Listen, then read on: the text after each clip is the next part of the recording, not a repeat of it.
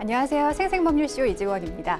매주 화요일 생생법률쇼에서는 생활 문화 이슈를 짚어보고 분석하는 시간 함께하는데요. 권상희 시사평론가 나와 계십니다. 어서 오세요. 안녕하세요. 반갑습니다. 네, 평론가님 3월이 시작되는가 했더니 벌써 중순이 지났습니다. 왜 이렇게 시간이 빨리 가는지 뭔가 아쉬운 마음이 드는데요. 이 귀한 시간 알차게 보내고 싶은데 어떤 마음가짐이 필요할까요? 사실 이게 프리랜서인 분들이랑 이 직장 생활을 하시는 분들이랑 약간 생활 패턴이 다를 것 같은데 저 같은 프리랜서들은 자칫하면 시간이 그냥 흘러가기 쉽거든요. 불규칙하게 규칙화가 되기 쉬운데 이런 걸 돌려놓으려면 요즘 뭐 유튜브 콘텐츠나 SNS에 그런 글들 많이 올라오더라고요. 루틴 만드는 것. 그래서 제가 아침에 특히 취약한 사람이라서 아침 루틴 만들려고 노력을 하고 있습니다. 이 일정 루틴이 있으면 시간을 잡는 데 효과적이더라고요. 네, 일단은 지금 이 시간 시청자분의 마음부터 좀 사로잡아 보도록 하겠습니다. 지금 이 방송은 유튜브를 통해서도 실시간으로 함께 방송되고 있으니까요. 많은 시청 부탁드리고요. 유튜브를 통한 소통의 창구도 열어두겠습니다. 방송 중 궁금하신 질문들 올려주시면 답도 해드릴 테니까요. 많은 참여 바랍니다. 여러분은 지금 생생법률쇼와 함께하고 계십니다.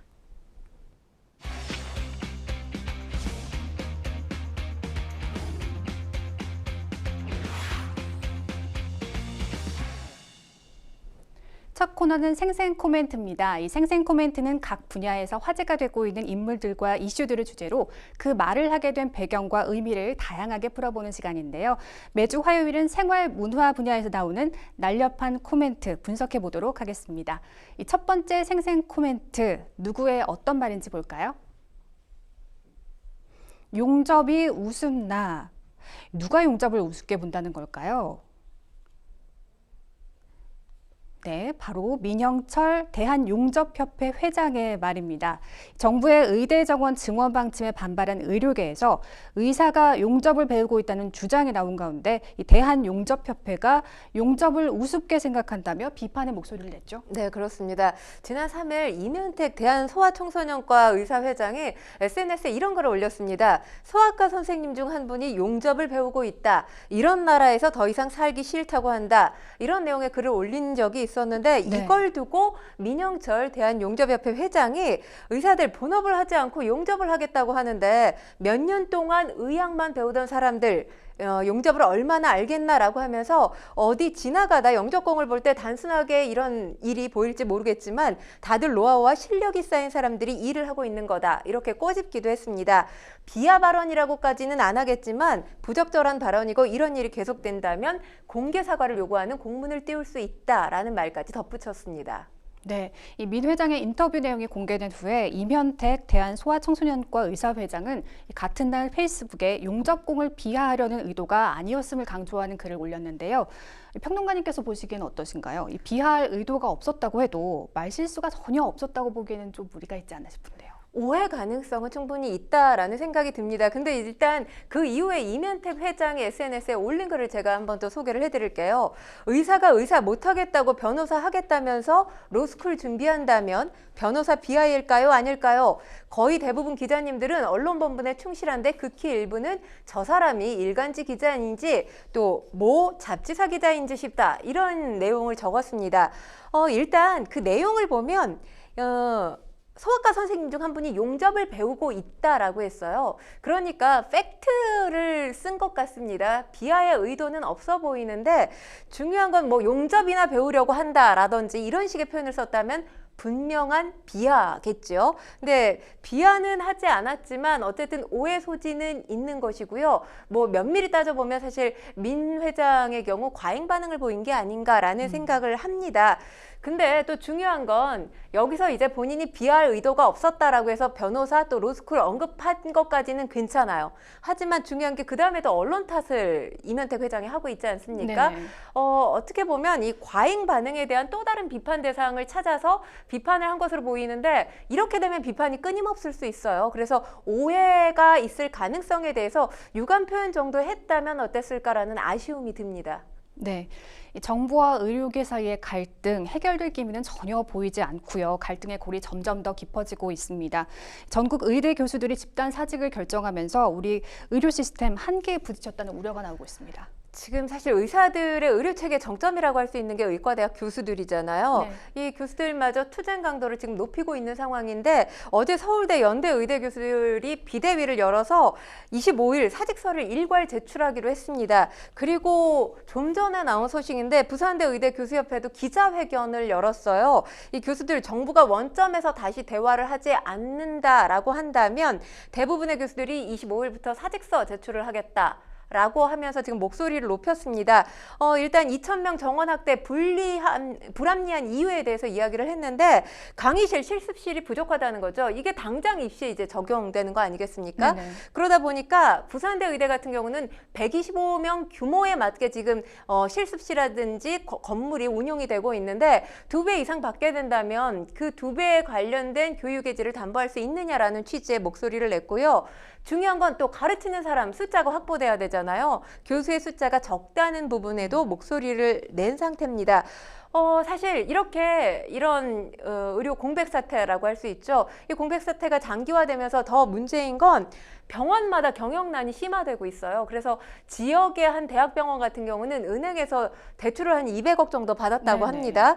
수술 입원 환자가 급감할 수밖에 없는 상황이잖아요. 이 병원 적자가 심해지면서 사실 4월까지 넘기기 어렵다라는 목소리가 나오고 있는데 오늘 여러 가지 보도들이 쏟아졌습니다. 이 보도들을 종합해 본다 하더라도 의료계와 정부 접점을 찾기는 상당히 어려워 보입니다. 네, 이미 의료 현장에선 수술 지연과 진료 취소 등 환자 피해가 속출하고 있습니다. 아니, 이렇게 국민들이 언제까지 이 피해를 감당해야 할지 국민의 한 사람으로서 매우 우려스러운데요. 그렇죠. 지금 사실 뭔가 특히 암 환자 같은 경우 굉장히 이 암 환우들 커뮤니티들이 있잖아요. 네. 여기에 당장 수술을 받아야 되는데 수술이 몇 달 후로 연기돼서 너무나 걱정스럽다라는 글들이 상당히 많이 올라오고 있는 상황입니다. 의정 갈등 때문에 사실 M1 환자들이 지금 피해를 보고 있는 상황이거든요. 의대 교수들이 사직서를 제출한 이후에도 당분간 병원에 나와서 진료를 계속하겠다라고 지금 밝힌 상황이지만 그럼에도 불구하고 환자와 환자들의 가족들의 불안감까지 완벽하게 해소하기는 어렵습니다. 그리고 더 문제인 건 지금 전공의들이 자리를 비운 지 한 달이 다 돼가고 있어요. 네. 그리고 전임의들도 재계약을 하지 않으면서 전공의 전임의들의 빈자리를 지금 남아있는 의사들과 간호사들이 메꾸고 있는 상황인데 그러다 보니까 이들 역시 지금 번아웃 증후군 호소하고 있거든요.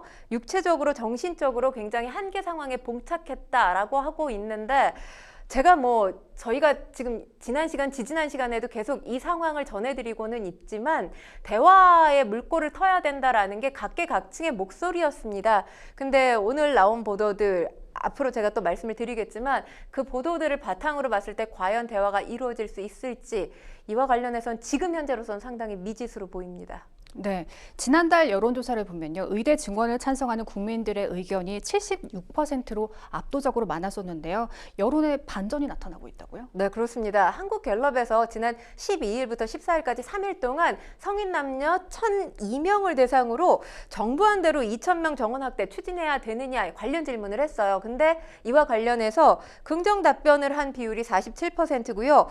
규모, 시기를 조정한 중재안을 마련해야 한다라는 응답이 41%입니다. 그러니까 아직까지 2,000명 증원 확대가 긍정적인 반응이 조금 더 앞선다라고 볼 수 있겠지만 47%, 41% 오차 범위 내예요. 그래서 통계적으로 이게 어떤 게 더 우열을 가리고 있다라고 말씀드리기가 상당히 어렵습니다. 그리고 정부의 어떤 의료계 반발과 관련해서 지금 의료 공백에 잘 대응하고 있느냐라는 질문에 대해서도 잘하고 있다는 응답이 38%고요. 그렇지 못하다라는 응답이 49%. 이건 꽤 이 격차가 큰 편입니다. 네네. 그러니까 지난 이 한 달 새에 여론이 상당히 많이 바뀌었어요. 왜냐하면 대학병원을 찾아야 되는, 대형병원을 찾아야 되는 환자들이 분명히 존재하잖아요. 그들이 지금 병원을 찾기 어려운 상황이 되면서 의견이 상당히 바뀐 걸로 보이고요. 여기에 따라서 지금 윤석열 대통령 지지율도 지난 조사 때보다 3%가량 하락한 36%로 기록이 됐습니다. 네네. 그러니까 이 강대강 대치, 정부가 해결을 해야 될 이유가 있는 것이잖아요. 이 부분에 대해서 이 의료 공백에 따른 장기화, 이 부담이 계속 가중되고 있는 상황이다 보니까 대통령의 지지율 역시 하락한 것으로 보입니다. 네. 결국은 국민 국민이 피해를 입지 않아야 합니다. 중재안이 마련돼야 할 것으로 보이는데요. 이 가운데 대통령실이 2,000명 증언한 양보 질문에 의제는 오픈돼 있다 이렇게 의견을 밝혔습니다. 그런데 이 대답이 좀 미묘하게 들리는 것도 사실입니다. 양보하겠다는 걸까요? 아닐까요? 사실 이 관련 보도가 나왔을 때 처음에 뭔가 대화 테이블이 열리고 중재안 관련해서 협상 가능성이 있어 보인다라는 보도도 같이 나왔어요. 네. 하지만 중요한 건 2,000명 여지 정부의 입장은 확고하다라는 거고요. 오늘 더욱더 확고해진 것이 국무회의가 오전에 있었습니다. 근데 국무회의에서 의료개혁은 국민을 위한 과업이자 국민의 명령이다. 윤석열 대통령이 이렇게 발언을 하면서 우리나라가 27년 동안 의대 정원 관련해서 증원을 한 명도 못했다는 거죠. 이게 2,000명 확대라는 정부 기존 목표에 변함이 없다. 라는 다시 이 정부의 입장을 재확인한 발언들이고요. 네. 이 의료개혁과 관련된 발언을 거의 한 20분 정도 한 것으로 지금 알려졌습니다. 또 오는 4월에 대통령 직속 의료개혁 특위를 구성하면서 이 의료개혁 특위에 의사들 참여를 좀 해달라라는 목소리를 내긴 했는데 이것도 지금 어려워 보이는 것이 일단 오는 20일 바로 내일이에요. 내일 이 한덕수 국무총리 대국민 담화와 함께 의대별 정원 배정 계획을 발표할 예정인 것으로 지금 알려졌습니다. 네. 그러니까 의대 정원 2,000명 확대 이 정부안에 대해서 쐐기를 받겠다라고 해석이 되는 부분인데요. 그러다 보니까 지금 방재승 서울대의대 비대위원장이 이렇게 밝혔어요. 만약에 수요일 날 정원 발표를 하게 되면 도저히 대화장이 열릴 수 없고 파국이다. 이렇게 밝혔습니다. 사실 대학별 정원이 발표가 된다면 이건 이 수험생, 학부모의 문제로까지 연결되는 부분이 있지 않습니까? 네네. 그렇기 때문에 만약 내일 발표가 기정사실화 된다면 사실상 돌이킬 수 없는 강을 건넌 게 아닌가, 의정 간의 갈등 극한으로 치닫게 될 가능성이 더욱더 커져 보입니다. 네, 이 정부와 의료계가 강대강 대치를 계속 이어가면서 피해를 보는 건 결국 국민들인데요. 좀 대화의 물꼬부터 좀 틔워야 하지 않나 싶습니다. 이어서 두 번째 생생 코멘트 살펴보겠습니다. 기분 나빠서, 무슨 일 때문에 기분이 나빴던 걸까요? 이 기분 나빴다는 주인공은요, 바로 서울 고척 스카이돔에서 열리는 MLB 공식 개막 시리즈를 앞두고 인천국제공항으로 입국한 LA 다저스 선수단을 향해 날개란을 던진 20대 남성입니다. 이 남성의 행패 자세히 들여다볼까요? 이 20대 남성 A씨 지난 15일 오후에 인천공항 제1여객터미널 입국장에서 LA 다저스 선수단을 향해서 날개란을 던졌습니다. 다행히 선수단 아무도 피해를 입진 않았는데요. 이 날개란 데이브 로버츠 다저스 감독 앞쪽으로 떨어졌어요.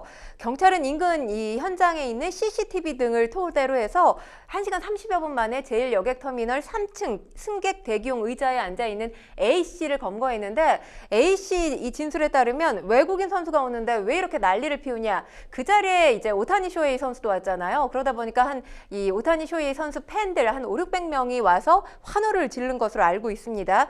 여기에 이제 기분이 나빠서 날개란을 던졌다라는 취지로 진술을 했고요. 조사 결과 A씨 정신병력이 있는 걸로 확인이 됐습니다. 네, 다행히 누구도 날개란을 직접 맞지는 않았지만 그래도 로버츠 감독 앞에 떨어졌단 말이죠. 저는 그 장면을 보면서 좀 부끄럽다, 내가 그냥 민망하다라는 생각이 들었는데 그래도 고의로 던졌다면 범죄 행위에 해당하는 거 아니겠습니까? 맞습니다. 날개란에 맞지 않았어도 고의로 던졌다면 폭행죄 성립이 가능하다는 게 법조계의 시각입니다. 네. 그런데 폭행죄라고 한다면 이 반의사 불벌죄예요. 그래서 피해자가 처벌을 원치 않습니다라고 하면 처벌을 할 수가 없습니다. 지금 이 사건과 관련해서 구단 측으로부터 A씨 처벌을 원치 않는다는 의견을 전달받았습니다, 경찰이. 그러니까 선수단한테 직접적인 피해가 도출되진 않았다라는 거죠. 네. 하지만 출국할 때는 이런 일 없었으면 좋겠다라는 취지의 재발 방지 당부를 하기도 했습니다. 이에 따라서 경찰 폭행 혐의로 불구속 입건한 A씨 불송치할 방침입니다. 네. 사실 국내에서 MLB 공식 경기가 열리는 건 이번이 처음인데요. 많은 팬들이 관심을 갖고 계시는데 저도 기대가 큽니다. 일단 LA 다저스 그리고 샌디에고와의 경기를 우리나라에서 볼 수 있다는 것 이번이 최초잖아요. 엄청난 일이죠. 그렇죠. 20일과 21일 양 이틀간 개막전을 볼 수 있는데요. 7억 달러의 사나이, 그러니까 우리 돈으로 9,300억의 사나이죠. 오타니 쇼헤이 그리고 이 샌디에고의 김하성 선수의 대결을 볼 수가 있습니다. 또 여기에 의미가 있는 게 코리안 특급 콘셉트이라고 한다면 지금은 해설위원이지만 뭐 우리 이제 최초의 빅리거라고 할 수 있죠. 박찬호 선수가 개막전에서 뜻깊은 시구에 나서는데 두 팀하고도 상당히 인연이 깊어요. LA 다저스에서 빅리거로서 활동을 했었죠. 그리고 최전성기를 LA 다저스에서 맞았는데 2005년과 2006년에는 또 샌디에이고에서 활동을 하면서 지금 자문위원으로 함께 하고 있습니다. 은퇴하고 벌써 12년이 지났는데 이 시점에서 박찬호 선수의 시구 모습, 어떤 모습을 보여줄지 야구 팬들 설레인다는 반응이 상당히 많습니다. 네, 정말 국내에는 LA 다저스 팬분들이 정말 많잖아요. 네. 예, 이 경기에 거는 여러분들의 기대도 무척 크실 것 같습니다. 세 번째 생생 코멘트 살펴보겠습니다. 우리 가족 마음 아픈 것 생각 안 나. 억울한 일을 당한 사람의 말이지 않을까 싶은데요. 누구의 말일까요? 네, 아니 적반하장도 유분수지 본인이 이런 말을 해도 된다고 생각할까요? 정말 어이가 없습니다. 네.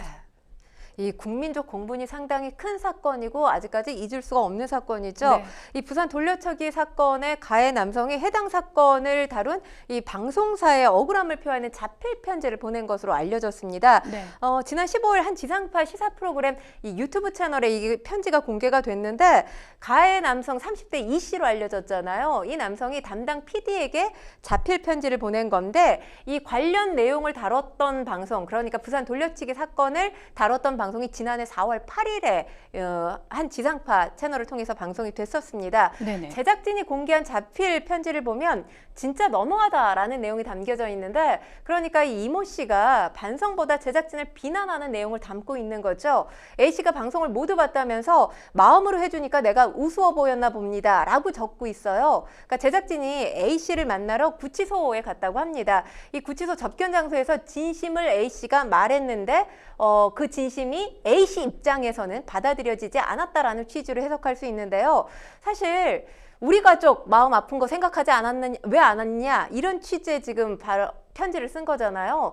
본인 가족 마음 아픈 걸 생각하는 사람이 피해자와 피해자의 가족 마음 왜 헤아리지 않았는지 이건 당최 이해가 안 됩니다. 그러게 말입니다. 이 전문가들에게 들은 이 씨의 자필 편지 필체에 대한 의견도 이날 공개가 됐습니다. 방금 화면에서 보셨듯이 글씨만 봐도 좀 이기적인 특성을 알 수 있다는 입장이 나왔어요. 그러니까 얼핏 보면 똑같은 필체이기 때문에 명필로 보일 수도 있다는 게 이제 전문가들의 해석이에요. 네. 하지만 가독성이 떨어집니다. 지금 저희가 한참 편지를 공개를 했지만 편지 내용 지금 공개가 되고 있죠.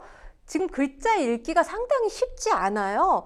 글씨만 봐도 이 씨의 이기적인 특성을 알 수 있다는 거죠. 그러니까 누군가 이 글을 보고 이해해라 이런 느낌이 아니라 본인한테는 예쁘게 쓴 거지만 가독성이 떨어지기에 한 점이 이 가해자의 이기적인 특성을 나타낸다는 것이 전문가들의 분석입니다. 네, 앞서 가해자는 피해자에게 보복 협박을 한 혐의로 기소돼 재판장에 섰습니다. 재판에서는 관련 혐의가 상세히 공개됐지만 끝까지 좀 혐의를 부인하고 있다고 하던데요. 네, 그렇습니다. 그러니까 지금 재판부가 이 씨 돌려차기 사건 피해자 A 씨를 보복한 협박 사건이 하나가 있고요. 또 전 여자친구 B 씨에게 협박 편지를 보낸 사건, 이 두 가지 사건을 지금 병합해서 심리를 하고 있는데요. 네. 이 씨 측 전 여자친구 B 씨에게 협박 편지를 보낸 사실에 대해서는 인정을 했습니다. 하지만 이 돌려차기 사건의 피해자인 A 씨에게 보복 협박한 사실은 없다고 부인을 했는데 이 씨가 지난해 2월 동료 수감자였던 유튜버 C 씨에게 너무 억울하다. 언제 어디서 죽을지 모른다는 것을 알아야 한다. 차라리 죽일 걸 그랬다. 이런 취지의 발언을 했다라고 지금 사실 이 내용이 많은 언론 보도를 통해서 공개가 됐던 상황이에요. 네. 이 지금 유튜버 C 씨가 출소 후에 자신의 개인 방송뿐만 아니라 아까 방송이 됐었던 지상파 시사 프로그램 등의 방송을 통해서 이 발언을 또 공개하기도 했는데요. 이뿐만이 아닙니다. 이 씨가 구치소 내에서 동료 수감자들을 대상으로 피해 여성이었던 A 씨의 외모를 비하한 혐의도 받고 있는데 공판이 끝난 후에 피해자 A 씨, 이 유튜버 C 씨가 이사한 본인 집 주소까지 알고 있었다고 해요. 근데 이 씨가 혐의를 부인하는 거 이해가 안 된다라는 취지의 발언을 했습니다.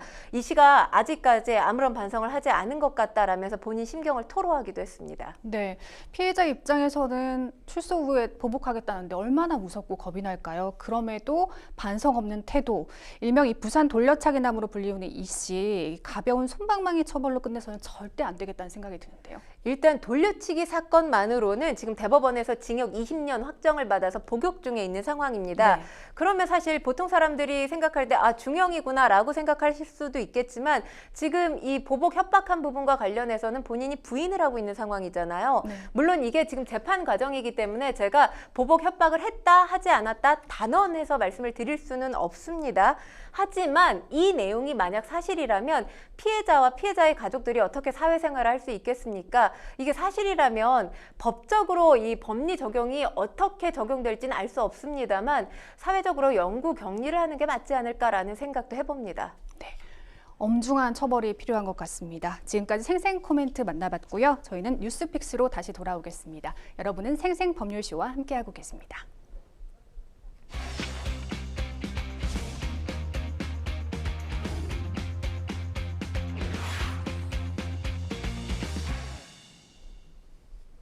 분야별 가장 핫한 소식을 집중 분석해보는 시간 뉴스픽스 시작하겠습니다.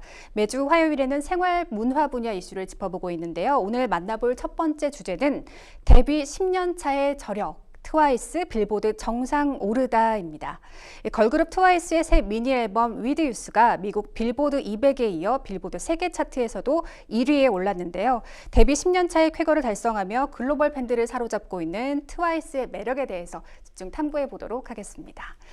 트와이스 하면 사실 예쁘네 옆에 예쁘네 라는 말이 가장 먼저 떠오르는 것 같은데요. 평론가님께서 생각하시는 트와이스의 이미지는 어떤가요?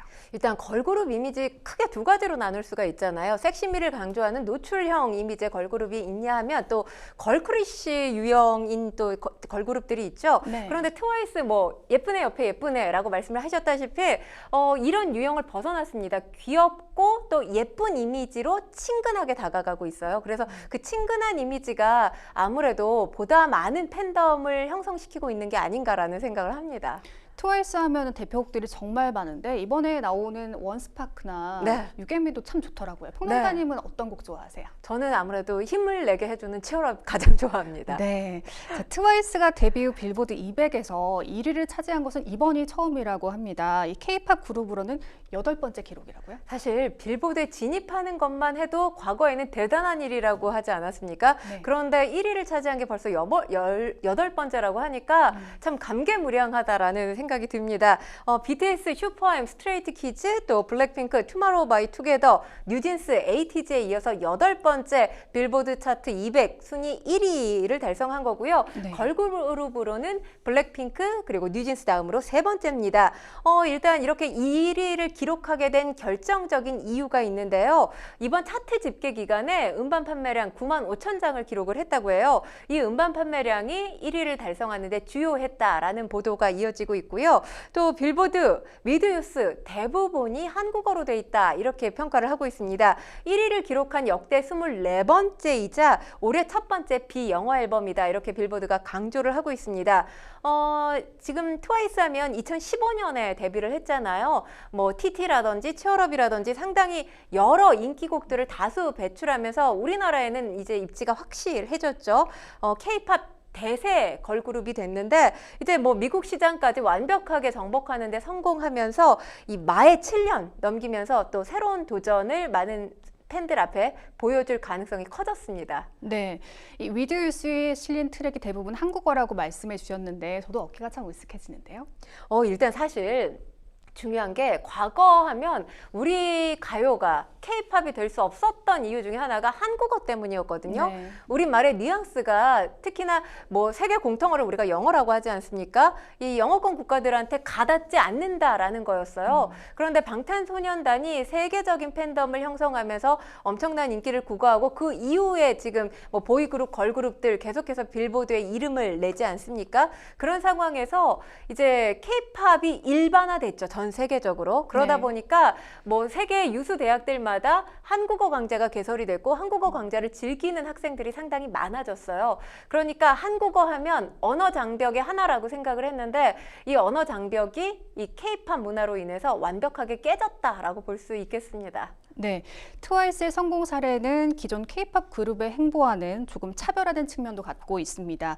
여타 걸그룹이 완전체 활동에 조금 어려움을 겪는 데뷔 10년 차에 빌보드 1위를 처음 차지했다는 점은 기존 선후배 팀의 사례에서는 찾아볼 수 없는 일 아닌가요? 그렇죠. 일반적으로 데뷔한 이후에 2, 3년 차 정도까지는 기반을 확실히 다지지 않습니까? 네. 그리고 이 시기가 지나게 되면 보통 이제 일본 시장부터 먼저 공략을 해요. 그래서 아시아를 넘어서 미국 등으로 이 각 이제 영역을 확장을 해 나가는 거죠. 인기 확산을 도모해 나가는데 10년 차에 1위를 했다, 상당히 늦었다라고 이야기를 할 수도 있습니다만, 뭐 저는 여기서 가장 중요한 건 중꺾마라는 이야기를 하고 싶습니다. 중요한 건 꺾이지 않는 마음이 있었기 때문에 네. 10년 차에 1위를 달성하는 기염을 토하지 않았을까 싶은데, 사실 2020년에 본격적으로 트와이스가 미국 시장에 진출을 했고 그 이후에 1위를 할 이 가능성이 상당히 컸었던 적이 여러 차례 있었어요. 그런데 그때마다 엄청난 강자들을 만나서 아쉽게도 1위까지 도달하지 못했습니다. 특히나 2023년에 미니 지금 13집 음반을 냈잖아요. 12집 음반이 발매 첫 주에 무려 15만 장 넘게 판매가 됐거든요. 네네. 그러니까 우리나라 걸그룹으로는 가장 많은 판매량을 기록을 했는데, 그때 이 미국판 이명웅이라고 불리는 모건 이 웰렌이 원싱 앳 어 타임 발표를 하면서 상당히 인기가 많았습니다. 여기에 또 자리를 내주면서 1위를 차지하지 못하는 아쉬움이 있었습니다. 네, 사실 일반적으로 몇몇 팀을 제외하고 상당수 K-팝 그룹들은 데뷔 7년을 기점으로 사양길에 접어드는 사례가 많았는데요. 그런데 트와이스는 이 마의 7년을 뛰어넘어서 세계 시장에서 활약하고 있습니다. 어떤 배경이 작용하고 있을까요? 일단 우리가 마의 7년이라고 언급하는 이유가, 이제 걸그룹이나 보이그룹이 소속사하고 계약을 맺을 때 첫 번째 계약이 7년이에요. 그러다 보니까 7년 이후에 재계약까지 가기가 상당히 사실 쉽지 않습니다. 네. 뭐 7년 동안 인기가 있어야 사실 재계약 여부가 결정되는 거잖아요. 그 사이 흐지부지 되는 아이돌 그룹이 상당히 많고요. 그리고 지금 만약에 7년 차쯤 되면 이 그룹 멤버 각자 개인 활동들을 하지 않습니까? 뭐 드라마에 출연한다든지 예능인이 된다든지 각자 활동이 많아지면서 1년에 사실 팀명으로 앨범 한 장 내기가 어려운 상황이 도달을 해요.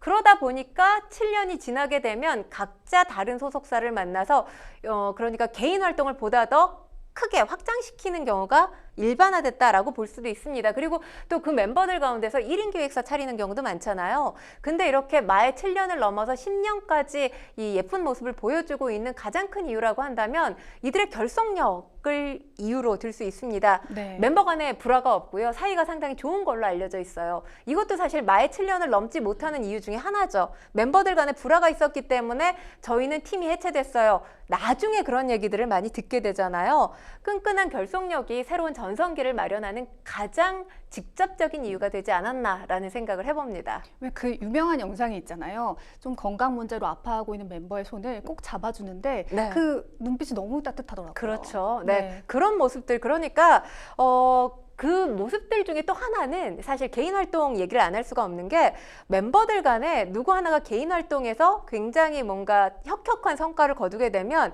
여기서 이제 시기 질투가 발현된다고 해요. 네. 그래서 팀이 오랫동안 유지되지 못하는데, 트와이스 같은 경우는 개인 활동을 전혀 안 한 건 아닙니다. 하지만 여타의 이 아이돌 그룹에 비해서 개인 활동이 상당히 적은 팀으로 알려졌는데, 어찌 보면 이건 개인적인 성과보다는 팀의 성과를 우선시하는 멤버들의 마음이 있었기 때문에 가능한 게 아니었나라는 생각도 해봅니다. 네, 2000년대 후반 JYP 수장 박진영 PD와 작곡가 방시혁 그리고 원더걸스가 곳에 가면서 미국 시장에 도전했지만 그때는 사실 실패에 가까웠죠. 사실 실패에 가까운 게 아니라 실패했죠. 네. 네. 왜냐하면 결과론적으로 보면 사실 타이밍이 조금 빨랐던 게 아닌가. 네. 박진영 씨가 시대를 좀 앞질러간 도전을 하지 않았나라는 생각을 하는데, 2000년대 후반만 하더라도 미국 시장의 벽이 상당히 높았어요. 네. 철옹성이라고 표현을 할 정도였습니다. 그렇지만 뭐 저는 여기서 박진영 씨의 도전 정신을 말하고 싶은데, 그럼에도 불구하고 박진영 씨가 이때 실패해서 상당히 경제적으로도 손해가 컸다고 하잖아요. 그럼에도 미국과 한국을 오가는 그룹을 계속 만들겠다, 이런 야심을 계속 가지고 있었고, 꾸준히 이를 위해서 실행을 한 거죠. 그러다 보니까 뭐 트와이스뿐만 아니라 또 JYP 소속이죠. 스트레이키즈 연달아서 빌보드 200 차트 1위에 오르면서 JYP 엔터테인먼트를 이끄는 새로운 얼굴로 또 등장을 했습니다. 어떻게 보면 뭐 지금의 성공이 있었던 건 박진영 씨 실패에도 굴하지 않는 이 끊임없는 도전 정신 그리고 인내심이 아니었나 싶습니다. 네. 근데 사실 이제 스트리밍 차트 100위권에도 진입을 오래 유지하지 못하면서 일각에서는 트와이스가 그래도 좀 한물 간 게 아니냐, 새로운 그룹들에 좀 밀리는 거 아니냐 하는 의견들도 있었는데요. 이제 전혀 잘못된 판단임이 증명된 것 같습니다. 3월 분석 결과 걸그룹 브랜드 평판에서도 1위를 차지했다고요? 네, 그렇습니다. 3월 걸그룹 브랜드 평판 1위가 트와이스고요. 2위가 르세라핌, 3위가 여자아이들 순으로 조사가 됐는데 네. 2월 결과와 비교해 봤을 때 2월 브랜드 평판 지수보다 무려 트와이스 약 73%가량 이 지수가 상승한 수치입니다. 네. 트와이스 링크 분석을 보면 꾸준하다, 확장하다, 응원하다 이런 게 가장 높게 나왔고요. 키워드 분석을 보면 원스파이크, 빌보드, 원스 뭐 원스파이크는 이번 앨범에 담겨져 있는 곡이잖아요. 네. 원스 하면 또 트와이스를 지지해주는 트와이스의 팬덤 네. 이름입니다. 이런 이 명칭들이 높게 나왔다는 게 지금 이 데이터 업체의 설명입니다. 네, 이 트와이스는 전 세계 27개 지역에서 49회에 걸친 5번째 월드 투어를 진행하고 있는데요. 데뷔 10년 차에 이렇게 새로운 성과를 거둘 수 있었던 건 팬들 덕분이다. 감사 인사를 잊지 않았습니다. 그 예쁜 이미지가 무엇보다도 가장 큰 트와이스의 매력이지 않을까 싶은데요. 그렇죠. 이 1위 소식 들었을 때 항상 응원해주고 사랑해주는 원스, 아까 제가 말씀드렸죠. 팬덤이라고 진심으로 고마웠다라고 하면서 10년간의 성과의 공을 또 팬들에게 돌리는 네. 모습을 보였습니다. 사실 팬과 또 아이돌은 뭐 K-팝 그룹들은 공생관계죠. 팬이 있어야 K-팝 그룹도 존재를 하는 것이고 또 K-팝 그룹의 멋진 모습이 있기 때문에 팬심이 여전하지 않나라는 생각이 드는데 그렇게 그래서 사실 BTS 이후에 소통의 중요성 계속 강조되고 있지 않습니까? 네네. 뭐 요즘에는 실시간으로 이동하는 모습까지 뭐 유튜브 콘텐츠라든지 SNS에 얼마든지 공개 가능하잖아요. 그런 모습들을 통해서 팬들 뭐 이걸 관리한다라기보다 팬들의 사랑에 보답하는 차원에서 이런 영상들 계속해서 만들어내고 있는데 이런 콘텐츠들이 팬과 또 어떤 아이돌 그룹 간의 거리를 좁혀주는 게 아닌가 싶습니다. 맞습니다.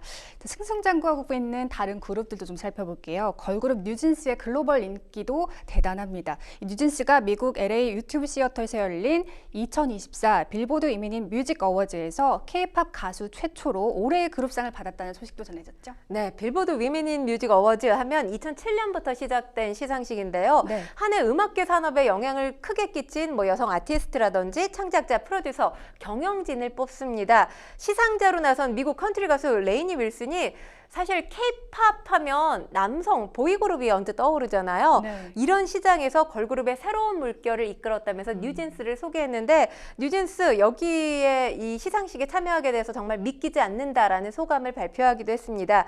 뉴진스가 슈퍼샤이 ETA 뭐 본인들의 히트곡이죠. 잇따라 불렀고요. 관객들 떼창을 하면서 호응하는 모습을 보이기도 했습니다. 네.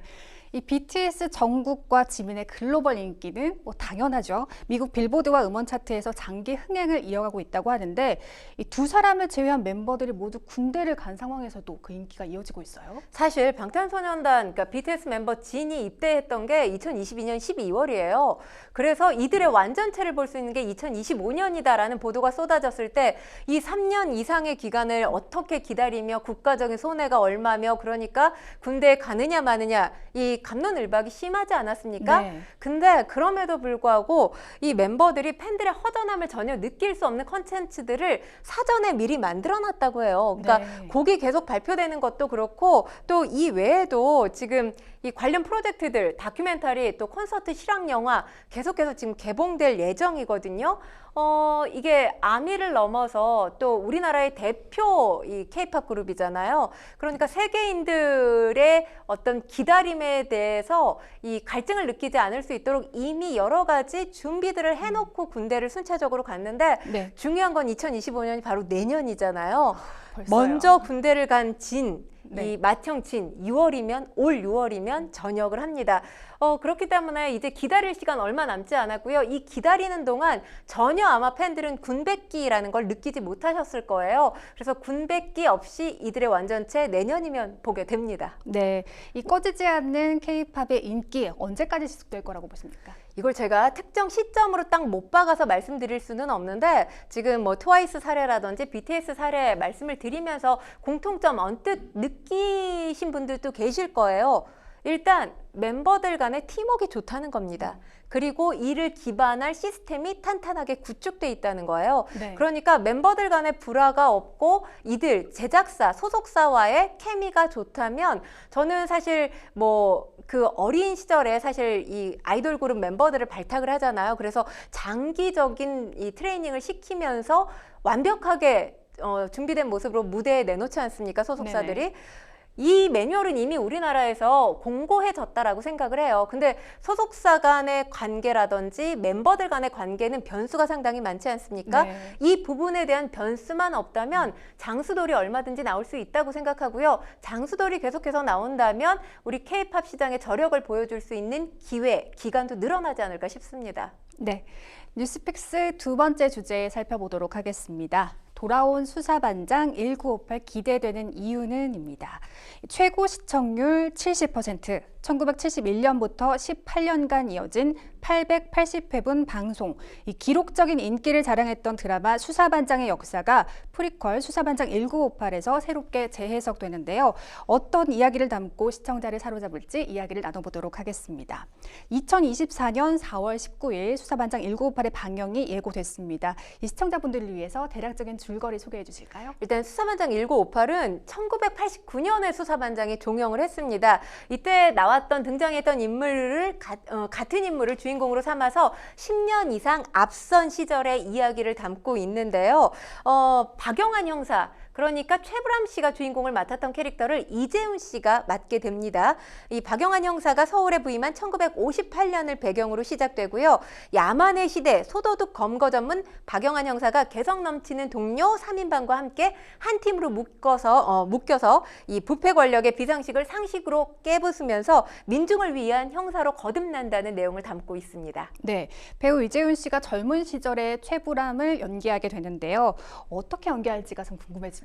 사실 이재훈 씨가 그동안 출연했던 영화나 드라마 뭐 많이들 보셔서 이재훈 씨의 연기력에 대해서 의심하시는 분들은 안 계실 거예요. 전작인 모범택시 시리즈를 보면 조금 답이 나오지 않을까 싶은데 네. 이 모범택시에서 복수를 대행해주는 비밀 조직의 운전사 김도기 역할을 맡아서 정의감 넘치는 모습을 보였잖아요. 네. 이 모습과 이 수사반장 1958에서 박영한 형사의 모습이 조금 오버랩되지 않을까라는 기대를 갖게 합니다. 네. 시대의 불의에 맞서서 싸우는 캐릭터로 박영한 형사가 그려지게 되거든요. 근데 이제 여기에 뭐 이재훈 씨에게 거는 기대도 있지만 과제가 있을 거예요. 이 오버랩되는 캐릭터를 모범택시처럼 연기할 수는 없잖아요. 서로 다른 캐릭터로 같은 캐릭터지만 서로 다른 표현 방식을 통해서 이 또 연기 지평을 넓히는 모습을 이 시청자들에게 보여줘야 되기 때문에 뭐 이 부분은 이재훈 씨가 지금 가지고 있는 과제가 되지 않을까 싶습니다. 네. 한국 연기계의 거장이죠. 배우 최불암과 이 현재 세대를 대표하는 배우 이재훈의 연기 스펙트럼이 어떻게 조화를 이룰지도 기대가 되는 부분인데요. 일단 그 박영한 형사 하면 사실 최불암 씨가 보여줬던 모습이 과거에 수사만 잘하는 형사의 모습이 아니라 휴머니즘을 갖고 있는 그런 형사의 모습이었거든요. 맞습니다. 네. 근데 뭐 이재훈 씨도 과거 작품들 뭐 모범택시 또 한번 제가 예를 들자면 겉보기에는 강할 수 있지만 이면에 상당히 따뜻한 면도 가지고 있고 팀워크, 리더십을 발휘하는 그런 캐릭터들을 보여왔어요. 네. 이런 부분들이 시대를 넘나들면서 어떻게 변주되는지를 보는 게 또 이 드라마를 보는 재미가 되지 않을까라는 생각이 듭니다. 네. 이 수사반장의 오프닝 시그널송 정말 유명한데요. 드라마는 모를 수 있어도 이 시그널송은 대한민국 국민이라면 누구나 한 번쯤은 들어봤을 겁니다. 이 시그널송도 이 드라마에서 들어볼 수 있는 건가요? 네, 이 편곡으로 변주를 줬다고는 해요. 근데 네. 그 큰 틀은 그대로 유지를 한다고 합니다. 좀 더 입체적으로 소리를 만들려고 제작진이 노력을 했다고 하는데요. 이 상황마다 다르게 쓸 요량으로 2가지 버전으로 만들어 놨다고 합니다. 그러니까 하나는 트럼펫이랑 색스폰으로 이용한 시그널 버전이 있고요. 또 나머지 하나는 알토 플룻으로 연주한 버전이 있다고 합니다. 그러니까 드라마를 보시면서 이 두 가지 버전을 비교해서 들으시는 재미도 있을 거라는 게 제작진의 설명입니다. 네, 이 수사반장 이외에도 과거 인기를 끌었던 영화나 드라마, 이 콘텐츠들이 새롭게 드라마로 제작되고 있다고 하는데요. 히트작 리메이크 작품 제작이 이뤄지고 있는 이유가 무엇일까요? 일단 리메이크 작품이 제작되는 이유이기 이전에 사실 우려되는 부분들이 분명히 있을 거예요. 왜냐하면 이 완성도가 탄탄했기 때문에 리메이크작이 만들어지는 거 아니겠습니까? 네. 근데 전작에 만약에 미치지 못할 경우에 팬들의 실망이 이만저만이 아닐 겁니다. 뭐 수사반장 1958 같은 경우는 사실 신세대들 같은 경우는 수사반장? 유튜브 한번 검색해봐야 되겠는데 이럴 거예요. 50대 이상이신 분들만 수사반장의 내용을 기억하실 겁니다. 그렇기 때문에 지금 새로운 시대에게는 굉장히 새로운 컨텐츠, 새로운 드라마일 수 있지만 이미 이 전작을 알고 있는 시청자들, 뭐 중장년층의 시청자들은 전작을 알고 있기 때문에 비교해서 봤을 때 이번 작품 재미없어요라는 평가가 나온다면 실망감이 커질 수도 있다는 뭐 우려감에서 시작할 수도 있어요. 그리고 중요한 건 이 인물들이 가능하면 동일 인물이면 좋겠고 세계관도 같아야 재밌지 않겠습니까? 네네. 근데 지금 같은 경우는 워낙 이 종영했던 시기와 간극이 크기 때문에 동일 배우들이 출연할 수는 없습니다. 만약 전작과 같은 배우를 리메이크작에도 또 캐스팅을 기용을 한다면 사실 제작사 입장으로는 비용 부담, 그러니까 출연료에 대한 부담이 더 커질 수도 있어요. 아무래도 리메이크 작품에 출연을 하겠습니다 하면 기존 작품에 출연했을 때보다 출연료를 조금이라도 더 올려줘야 되지 않겠습니까? 네. 이런 부분이 있음에도 불구하고 만드는 이유는 일단 이 대성공한 작품 그러면 이번에 만들어졌으니까 이 리메이크작 한번 봐야 되겠다라는 시청자들이 있지 않겠습니까? 그러니까 어느 정도 재미와 시청률을 초반에는 보장할 수 있다라는 측면에서 이렇게 리메이크작을 만든다는 건 굉장히 자연스러운 흐름으로 보이기도 합니다. 네. 워낙 걸출한 작품이었기 때문에 물론 약간의 우려도 있긴 하지만 기대감이 더 큰 작품입니다. 수사반장 1958 더욱 재밌게 즐길 수 있는 관전 포인트가 있다면 알려주실까요? 김성훈 감독, 이 영화 공조를 만든 감독이 이번에 연출을 맡았는데요. 김성훈 감독 좀 내용을 제가 말씀을 드릴게요. 김성훈 감독이 말하는 관전 포인트 말씀을 드리면 일단 주요 주축 인물, 주인공은 박영한 형사지만 주축 인물은 박영한 형사를 포함한 4명의 형사들입니다. 그러니까 그 각각의 사건을 해결해 가면서 주요 인물들의 개인적인 서사가 등장을 한다고 해요. 네. 이 개인적인 서사를 보는 재미가 있고요. 또 1화에는 최불암 씨가 직접 출연을 합니다. 오, 네. 최불암 씨를 보시는 것이 또 관전 포인트 중에 가장 큰 포인트라고 이야기를 하고 있고요. 중요한 건 원작의 형사 4인방이 있지 않습니까? 최불암 씨, 또 이제 고인이 된 분이죠. 김상순 씨라든지 또 조경환 씨, 이런 분들 계세요. 원작의 형사 4인방과 이번에 수사반장 1958 형사 4인방 어떤 모습으로 변주가 돼서 보여질지에 대한 또 기대감을 갖는 것도 이 드라마를 보는 관전 포인트 중에 하나가 될 거라고 이야기하고 있습니다. 네. 뉴스픽스 마지막 주제 살펴보겠습니다. 잠이 보약인데 한국인 100명 중 7명만 숙면입니다. 한국인의 수면에 대한 만족도가 세계 평균에 비해 낮다는 내용의 설문조사 결과가 발표가 됐는데요. 평론가님은 평균 수면 시간이 어떻게 됐습니까? 제가 굉장히 불규칙해요. 네. 일이 많으면 서너 시간 잤다가 일이 없으면 9시간, 10시간도 자기 때문에 평균 그러니까 평균 이 수면 시간을 확보하는 것, 이게 요즘 저의 최대 그 과제 같은 느낌이 들어요. 네. 잠이 보약이라고 하니까 잘 네. 주무셔야 되는데 저는 잘 자거든요. 네. 세계 수면의 날을 맞아 진행된 이 글로벌 주요 17개국의 수면 실태 조사 결과가 어떻게 나왔는지 먼저 살펴보겠습니다. 일단 글로벌 수면 위기로부터 수면의 힘을 깨우기 위해서 여러 가지 조사들을 36,000여 명을 대상으로 했는데요. 아직 슬립 슈퍼 히어로가 아니라는 진단이 나왔습니다. 네. 그러니까 10명 중에 4명만이 일주일에 1회에서 3회 정도 숙면을 취한다라는 보도가 나왔고요. 그리고 수면 시간 충분하냐라는 질문에 중국 같은 경우는 1.27시간, 브라질은 1.25시간, 홍콩의 경우 1.17시간, 하루에 이 정도가 부족하다라고 대답을 했거든요. 네. 일주일로 계산하면 거의 한 8시간 정도 못 자고 있습니다 라고 환산이 될 수 있어요. 숙면을 방해하는 요소에 대해서도 질문을 했는데요. 가장 많은 대답을 한 것이 개인의 불안. 36% 이렇게 응답을 했고요. 그 다음으로 차지하는 게 불면증이었습니다. 25%, 또 호흡곤란, 비만도도 각각 15%, 13%였습니다. 아침에 깨면 어떤 생각이 드느냐? 아, 너무 기분 좋아요로 일어나면 얼마나 좋겠어요. 근데 사실 긍정 답변이 있어요. 긍정 답변이 50%지만 부정 답변도 있습니다. 부정적인 기분이 든다가 40%, 그리고 짜증난다 이런 응답도 39%나 나왔습니다. 네, 국내는 전반적으로 수면에 대한 만족도가 낮은 것으로 보이는데요. 이 수면의 효과와 중요성에도 불구하고 이 수면의 질 향상 및 수면 질환 치료를 위한 적극적 노력은 좀 부족한 것으로 보입니다. 그렇게 심각한 일이 아니라고 생각하는 걸까요? 사실 저도 불면증 때문에 몇 달 동안 고생을 했던 적이 있거든요. 네네. 근데 그때 이제 제가 스트레스를 받고 있었던 시기였기 때문에 이 스트레스만 해결이 되면 나는 잠을 잘 잘 수 있겠지? 마침 스트레스를 받던 그 일이 해결되면서 잠을 잘 자기 시작하기는 했는데 네. 그 몇 달 동안 병원 가볼 생각을 한 번도 안 했는데 아마 저 같은 분들이 상당히 많은 것 같습니다. 국내 응답자의 64%가 수면 개선을 위해서 전문 의료진의 도움을 받아본 적이 없다 이렇게 답을 했는데 지금 수면질환 진단 후에 전문 의료진의 상담을 받았다고 답한 한국인 응답자가 25%거든요. 근데 글로벌 평균이 50%입니다. 네. 거기에 비하면 절반밖에 되지 않는다는 거죠. 네. 잠이 건강에 중요하다는 건 알고는 있지만 잠이 충분하지 못하면 어떻게 몸에 안 좋은 건지 구체적으로는 알지 못하는 분들이 많이 계실 것 같습니다. 잠이 부족하면 몸에 어떤 이상이 생길까요? 일단 우리가 잠을 푹 자지 못하고 일어났을 경우에 몸 굉장히 찌뿌둥하다는 느낌 들잖아요. 네. 그리고 일터로 나갔을 때 일이 잘 됩니까? 잘 안 돼요. 집중력이 떨어지거든요. 학습장애 또 기억력 저하가 발생을 한다고 합니다. 신진대사가 떨어지면서 이 체내에 저장하는 탄수화물이 증가하는데 이게 또 비만의 적신호예요. 오, 비만이 네. 되기 쉽고요. 그리고 당뇨에 걸릴 위험도 높고 혈압이 상승할 가능성, 또 면역 체계 저하 등 다양한 신체 증상이 나타납니다.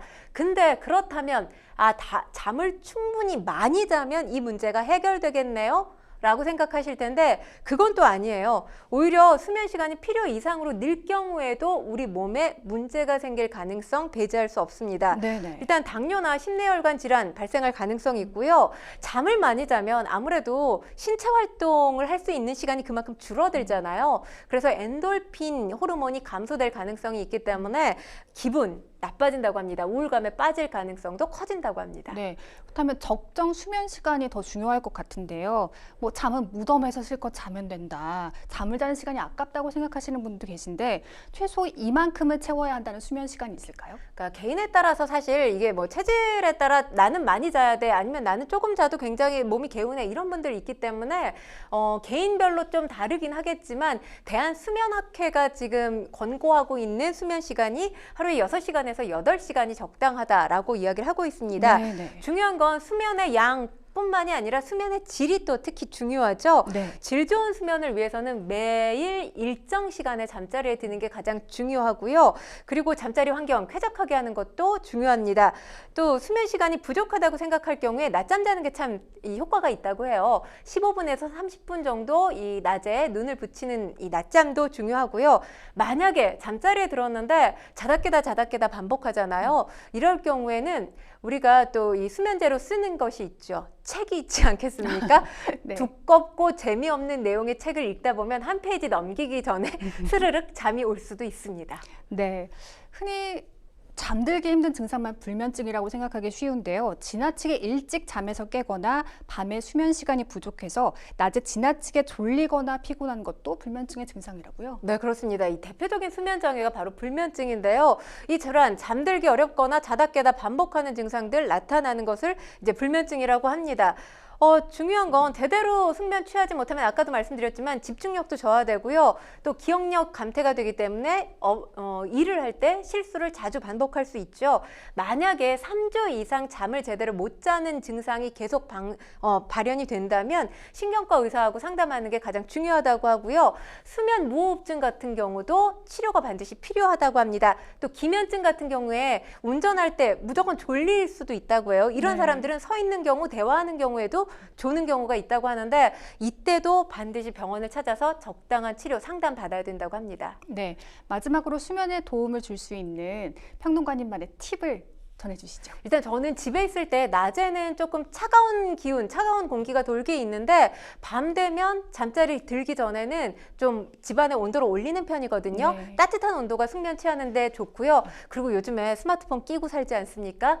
잠자기 전 1시간 전에는 스마트폰 보지 않는 습관, 저도 요즘에 그 습관 들이려고 굉장히 애쓰고 있는데 함께 하셨으면 좋겠습니다. 네.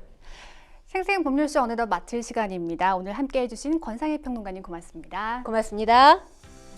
네, 방송이 끝나더라도 상담 접수는 계속되니까요. 변호사들에게 무료 법률 상담 받고 싶은 분들은 평일 오전 9시부터 오후 6시까지 02557-8295번으로 상담 문의 주시기 바랍니다. 생생법률쇼 오늘 이만 인사드리겠습니다. 함께해 주신 여러분 고맙습니다.